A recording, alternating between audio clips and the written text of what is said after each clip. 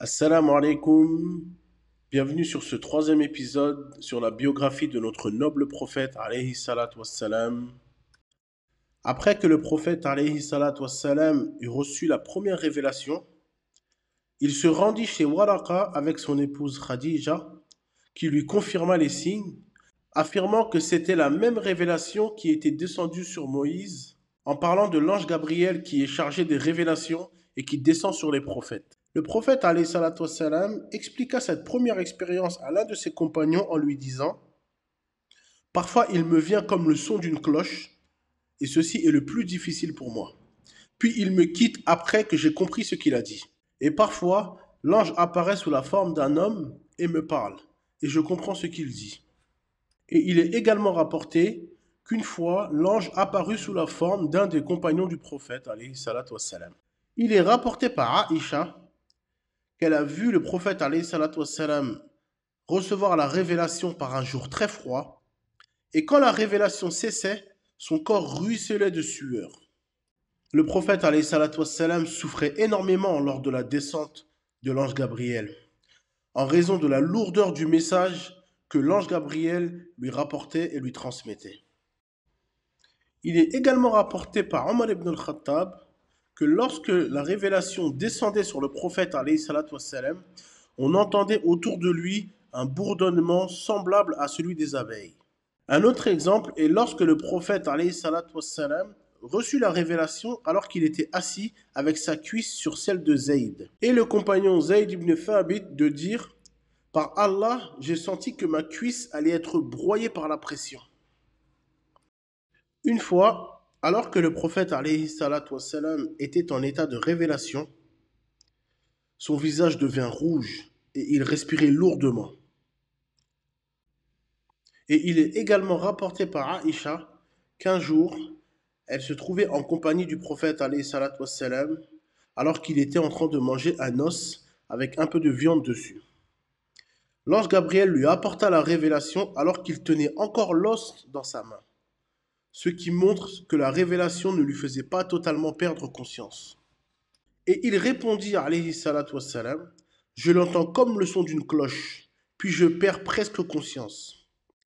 Ainsi, chaque fois que l'ange Gabriel descendait avec la révélation sur le prophète, alayhi salatu wassalam, c'était un moment extrêmement difficile pour le prophète, alayhi salatu wassalam.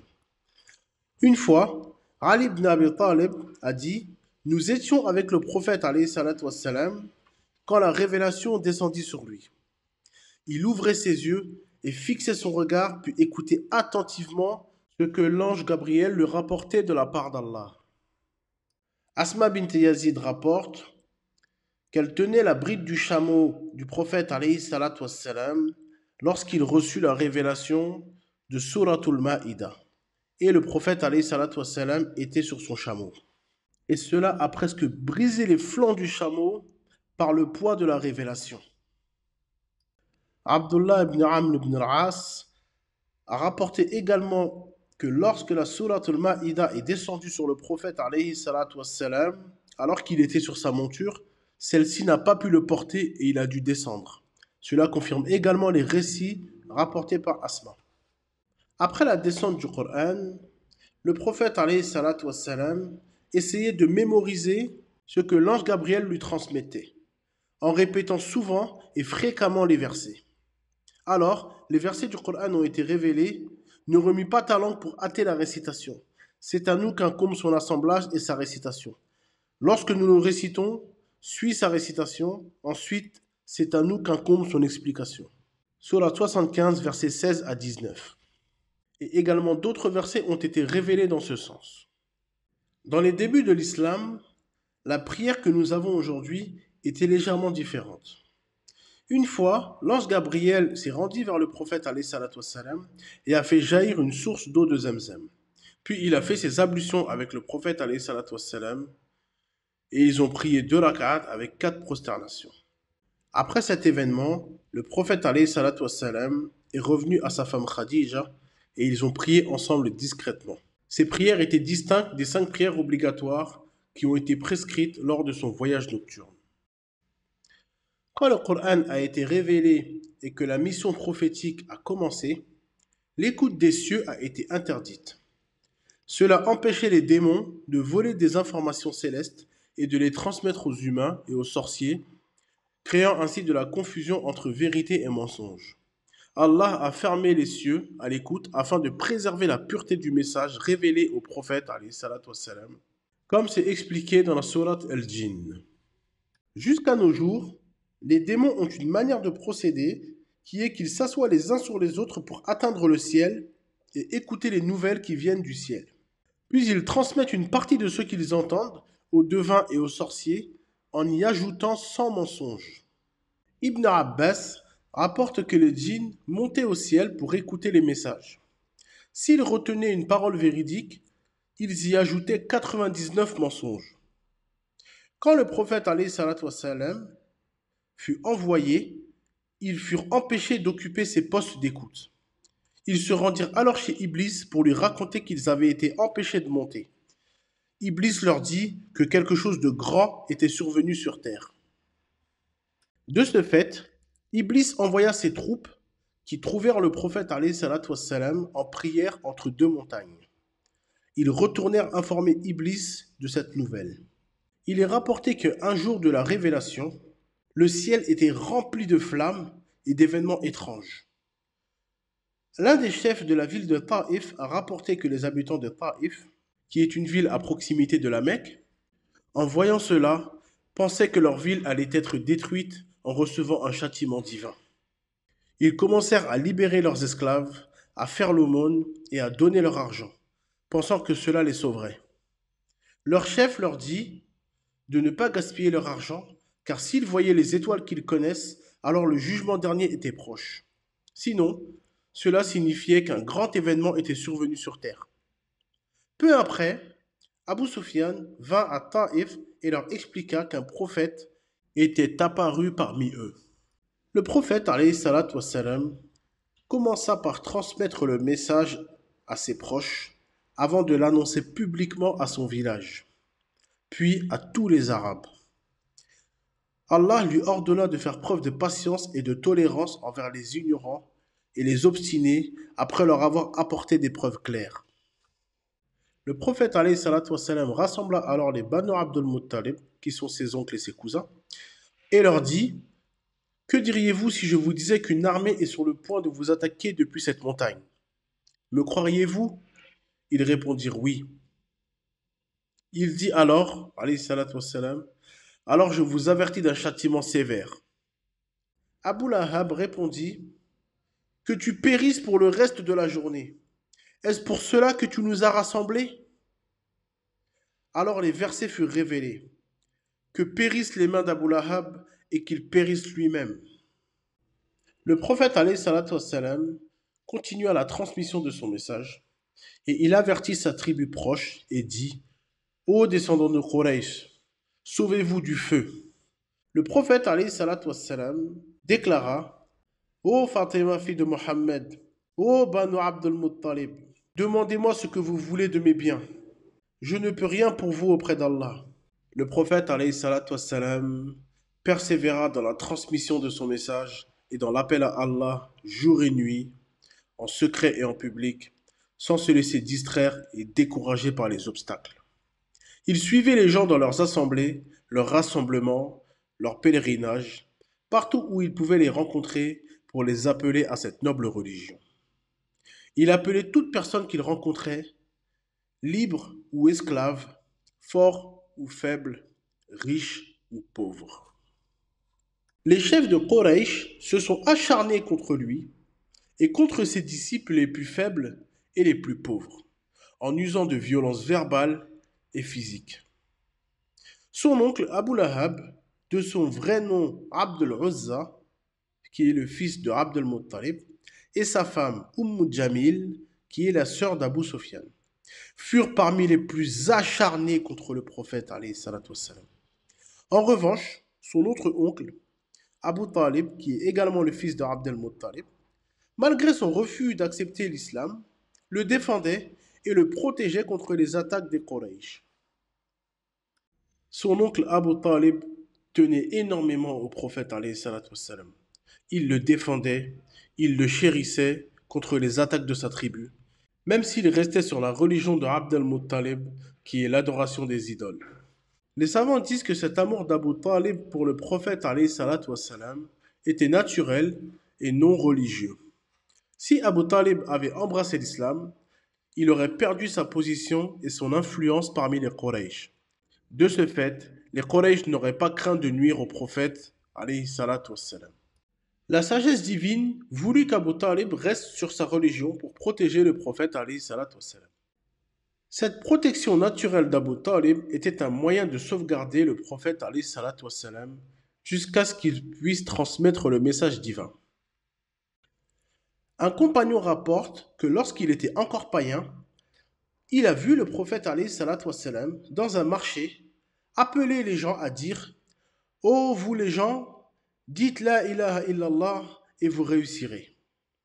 Les gens se rassemblèrent autour de lui et derrière lui se trouvait un homme au visage lumineux et aux yeux cernés disant « Il est un menteur, n'écoutez pas ce qu'il dit ». Quand ce compagnon demanda qui était cet homme, on lui répondit « C'est son oncle Abu Lahab ». Ainsi, le prophète alayhi salatu wassalam appelait les gens à Allah partout où il allait, tandis que son oncle Abu Lahab le suivait pour le discréditer. Malgré ces difficultés, le prophète alayhi salatu wassalam persévéra dans sa mission avec détermination et patience, appelant à l'unicité d'Allah et à la réussite dans l'au-delà.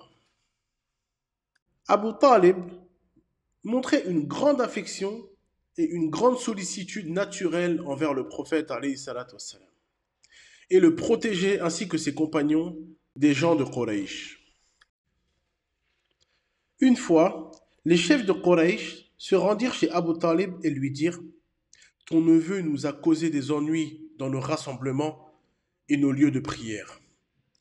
Interdis-lui donc de nous nuire. » Abu Talib appela alors son neveu. Le prophète alayhi salatu wassalam se rendit chez lui et Abu Talib lui dit ce que les Quraysh lui avaient rapporté. Une fois arrivé chez son oncle Abu Talib, le prophète alayhi salatu wassalam leva la tête vers le ciel et dit « Voyez-vous ce soleil ?» Ils répondirent « Oui ». Il dit, alayhi salatu wassalam, « Je ne peux pas abandonner ce que je fais, tout comme vous êtes dans l'incapacité d'allumer une flamme à partir de ce soleil. » Abu Talib dit ensuite, « Mon neveu ne ment pas. » Ils repartirent donc, laissant Abu Talib et le prophète alayhi salatu wassalam tranquilles.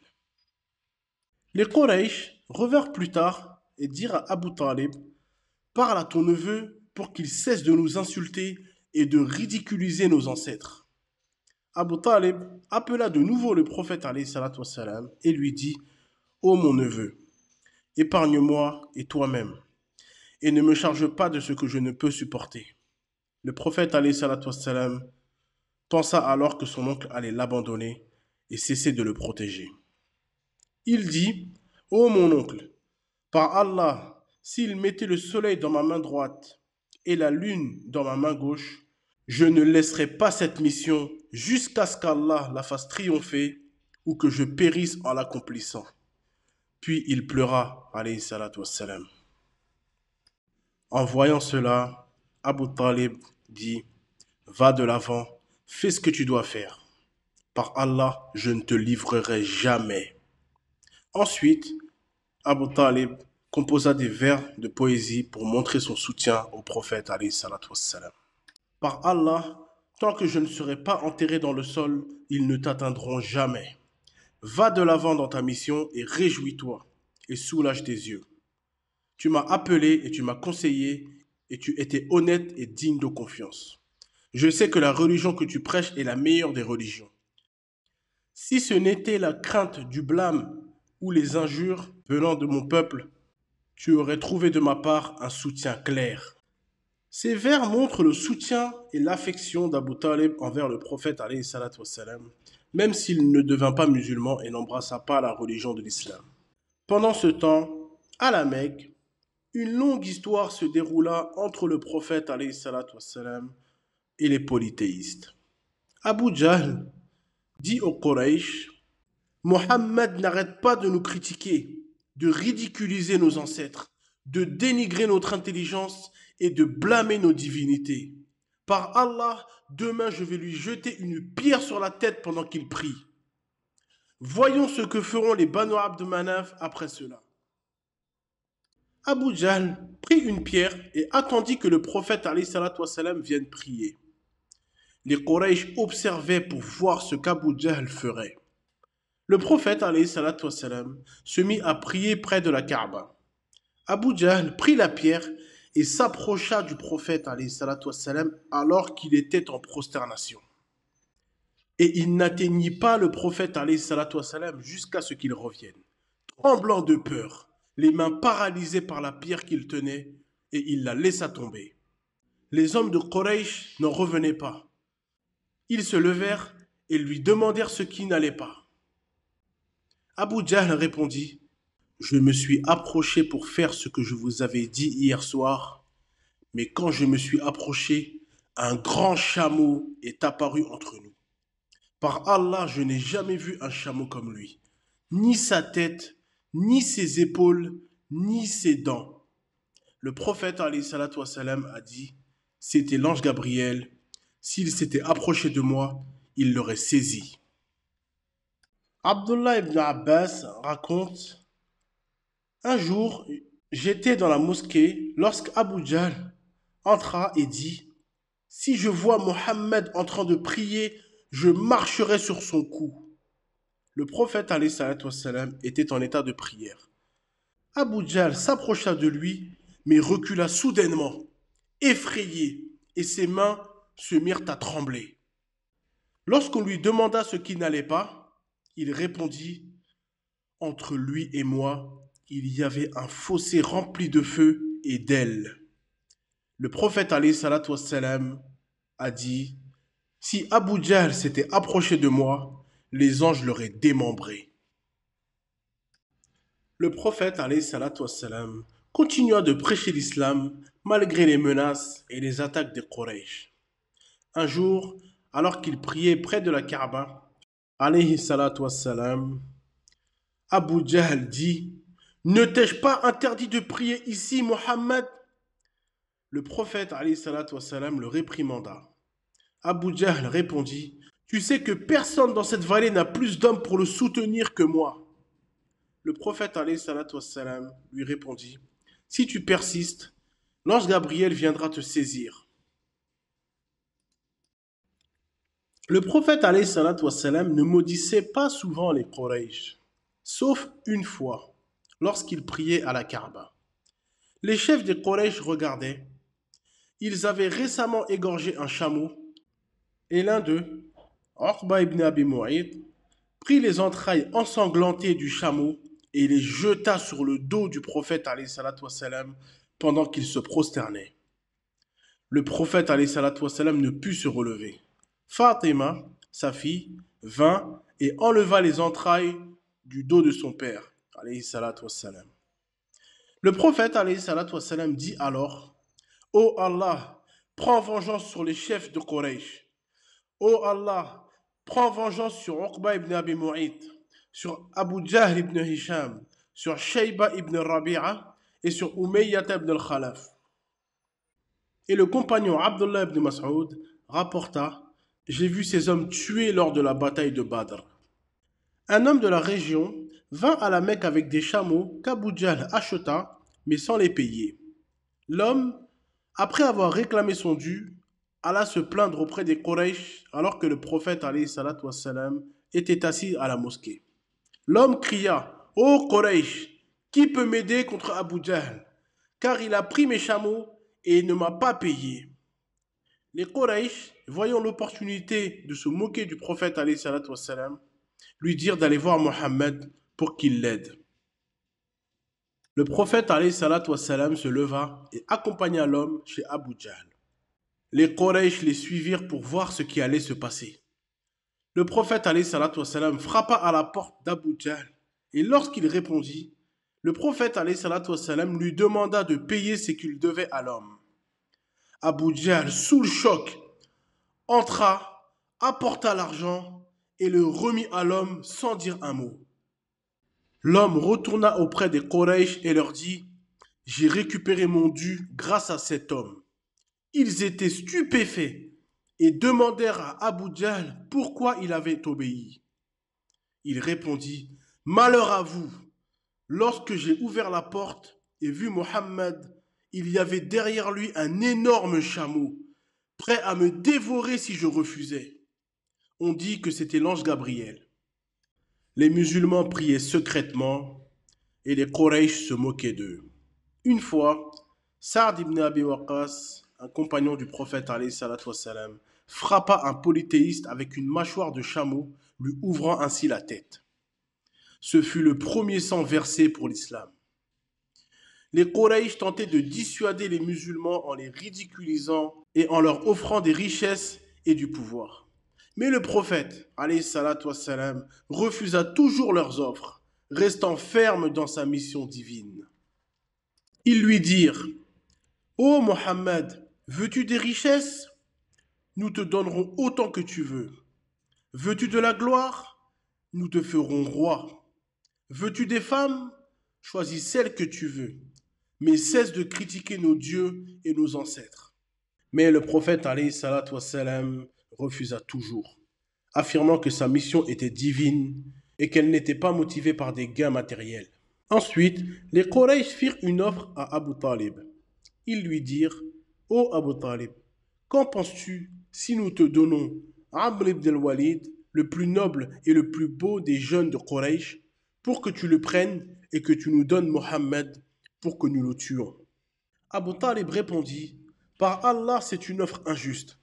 Vous voulez que je prenne votre fils pour le nourrir et vous voulez prendre mon fils pour le tuer? » Les Quraysh allèrent voir ensuite Al-Walid ibn al-Mughira, l'un de leurs grands chefs, qui était le père de Khalid ibn al-Walid, et lui dirent: « Ô Walid, que dis-tu de Mohammed ?» Al-Walid répondit: « Par Allah, personne parmi vous ne connaît mieux la poésie que moi. Ce qu'il dit ne ressemble ni à la poésie, ni à la magie, ni au discours des devins. Ses paroles sont douces et charmantes, elles dominent tout sans être dominées. » Mais les Quraysh insistèrent pour trouver une solution. Ils se sont réunis avec Al-Walid et ont dit: « Nous devons dire quelque chose de cohérent à propos de Mohammed. Les pèlerins viendront bientôt et nous devons être unis dans nos propos. » Al-Walid réfléchit et dit: « Ce qu'il dit ressemble à de la magie, car il sépare les gens, un homme de son père, de son frère, de sa femme et de sa tribu. Dites donc que c'est un magicien. » De ce fait, les Quraysh se sont rassemblés pour avertir les gens de cet homme en disant: « Faites attention à lui, faites attention à lui. » Allah révéla des versets sur Al-Walid ibn al-Mughira dans la sourate Al-Muddathir lorsqu'il dit: « Laissez-moi avec celui que j'ai créé seul, à qui j'ai donné des richesses étendues et des enfants présents auprès de lui, et pour qui j'ai aplani toute difficulté. Puis il convoite que je lui donne encore davantage. Non, en vérité, il s'opposait à nos versets. Je le contraindrai à gravir une montée pénible. En vérité, il a réfléchi et décidé qu'il périsse comme il a décidé. » Malgré l'animosité que portait Abu Jahl envers le prophète alayhi salatu wassalam, il arrivait qu'il se réunissait avec Abu Sufyan et Al-Akhnas pour écouter le prophète alayhi salatu wassalam réciter le Coran. Une nuit, chacun d'entre eux prit un chemin différent pour ne pas être vu. Mais ils se rencontrèrent en chemin. Ils se promirent de ne plus revenir, mais ils firent de même la nuit suivante. La troisième nuit, ils se rencontrèrent de nouveau et se jurèrent de ne plus jamais revenir. Le lendemain matin, Al-Akhnas alla voir Abu Sufyan et lui demanda: « Ô Abu Sufyan, que penses-tu de ce que tu as entendu de Mohammed ?» Abu Sufyan répondit: « Par Allah, j'ai entendu des choses que je connais et d'autres que je ne connais pas. » Al-Akhnas dit: « Moi aussi. » Puis il alla voir Abu Jahl et lui demanda: « Ô Abu Jahl, que penses-tu de ce que tu as entendu de Mohammed ?» Abu Jahl répondit: « Nous avons rivalisé avec les Banu Abd Manaf pour la noblesse et la générosité. Ils ont nourri les gens, nous avons nourri les gens. Ils ont montré de la générosité, nous avons montré de la générosité. Maintenant, ils disent qu'ils ont un prophète parmi eux Et par Allah, nous ne croirons jamais en lui ni en son message. Ainsi, la rivalité et la jalousie étaient parmi les principales raisons pour lesquelles les Quraysh s'opposaient au prophète alayhi salatu wassalam, malgré la clarté et la vérité de son message. Un jour, alors que le prophète alayhi salatu wassalam priait près de la Kaaba, Uqba ibn Abi Mu'ayt s'approcha de lui et lui mit une corde autour du cou pour l'étrangler.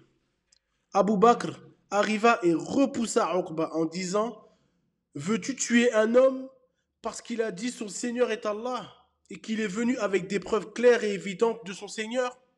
Il continuait de parler du prophète alayhi salatu wassalam jusqu'à ce qu'il leur dise « Ô Quraysh, écoutez, par celui qui tient mon âme dans sa main, je suis venu à vous pour vous combattre. » Ce discours fit peur aux Quraysh et ils se turent comme si des oiseaux étaient posés sur leur tête. Ils ne savaient pas quoi répondre ni quoi faire. Le prophète alayhi salatu wassalam retourna chez lui. Le lendemain, la même chose se produisit et ils se dirent entre eux « Qu'est-ce qui nous a pris de le laisser partir sans rien dire ni rien faire ?» Ils décidèrent alors de se ruer tous ensemble sur le prophète alayhi salatu wassalam pour le frapper. À ce moment, Abu Bakr intervient pour défendre le prophète alayhi salatu wassalam et ils le frappèrent sévèrement au point où il a failli en perdre la vie. Ils le frappèrent au visage et pendant cela, Abu Bakr de leur répondre « Voulez-vous tuer un homme parce qu'il a dit « Mon Seigneur est Allah ?» Ils se dispersèrent ensuite et laissèrent Abu Bakr gravement blessé. Les Quraysh intensifièrent leur persécution des musulmans. Mais le prophète alayhi salatu wassalam était protégé par le clan des Banu Hashim et son oncle Abu Talib. Les Arabes commencèrent à embrasser l'islam et la nouvelle se répandit parmi les tribus. À Médine, il y avait deux tribus bien connues qui étaient les Aws et les Khazraj. Bien que ces deux tribus étaient souvent en conflit, elles étaient toutes deux menacées par les Juifs, qui leur disaient qu'un prophète viendrait et les détruirait comme les peuples de Had et Thamoud furent détruits. Lorsque les habitants de Médine apprirent l'existence de Mohammed alayhi salatu wassalam à la Mecque, ils commencèrent à envisager de le soutenir avant que les Juifs ne le fassent. L'une des raisons principales pour laquelle les habitants de Médine prêtèrent allégeance au prophète alayhi salatu wassalam lors du serment de Bay'atul Aqaba fut la crainte que les Juifs ne le rejoignent en premier. Ils voulaient donc s'assurer de le soutenir avant que cela arrive. Une fois, Abu Jahl croisa le prophète alayhi salatu wassalam et comme à son habitude, il l'insulta et le maltraita. Une esclave entendit ces insultes et se précipita pour en informer Hamza, l'oncle du prophète alayhi salatu wassalam, qui revenait de la chasse, armé de son arc. Elle lui dit « Rattrape ton neveu, car Abu Jahl l'a maltraité. » Hamza, qui était encore polythéiste, se mit en colère et chercha Abu Jahl. Lorsqu'il le trouva assis avec d'autres membres de sa tribu, Hamza le frappa avec son arc, lui causant une blessure profonde à la tête, et dit « Oses-tu insulter Mohammed alors que je suis de sa religion ?» Les hommes de la tribu de Abu Jahl se levèrent pour défendre Abu Jahl. Mais ce dernier leur dit de laisser Hamza tranquille, car il avait effectivement insulté son neveu de manière abominable. Hamza embrassa alors l'islam, d'abord par loyauté envers son neveu, mais ensuite avec une profonde conviction. Lorsque les Quraysh apprirent la conversion de Hamza, ils réalisèrent que le prophète alayhi salatu wassalam avait maintenant un puissant protecteur et ils réduisirent leurs attaques.